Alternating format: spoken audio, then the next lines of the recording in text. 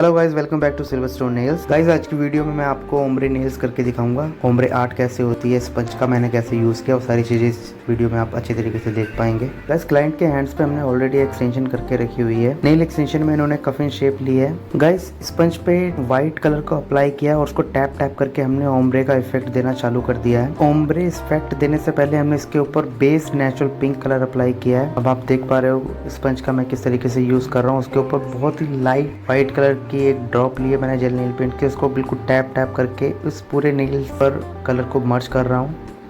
आपको भी ऐसे ही करना है, बिल्कुल टैप टैप करके मर्ज करते रहना है जब तक उसका ओम्ब्रे इफेक्ट ना आ जाए। और गाइस, एक बात का आपको ज़रूर ध्यान रखना है कि आपका ओम्ब्रे स्पंज बिल्कुल क्लीन होना चाहिए। उस पर कोई भी डस्ट, कोई भी किसी भी प्रकार का गंदा ना होना चाहिए। स्पंज पर अगर कोई डस्ट रह जाती है तो देखने में बहुत ही ज़्यादा अनफिनिश सा लगता है और फिर क्लाइंट्स को भी इरिटेट करता रहता है और सामने वाले पर्सन को भी देखने में अच्छा नहीं लगता। गाइस, हमारी आर्ट कंप्लीट हो चुकी है। फाइनल लुक आपके सामने है। ओम्ब्रे, उसके साथ में हमने कुछ एक्सेसरीज़ का भी यूज़ किया है, कुछ स्टोन्स एंड कुछ बो एक्सेसरीज़ का यूज़ किया है। करने के बाद हमने रिंग फिंगर्स को शुगर डस्ट ग्लिटर होता है उसका यूज़ किया है, उसके ऊपर एक्सेसरीज़ को अप्लाई किया हुआ है।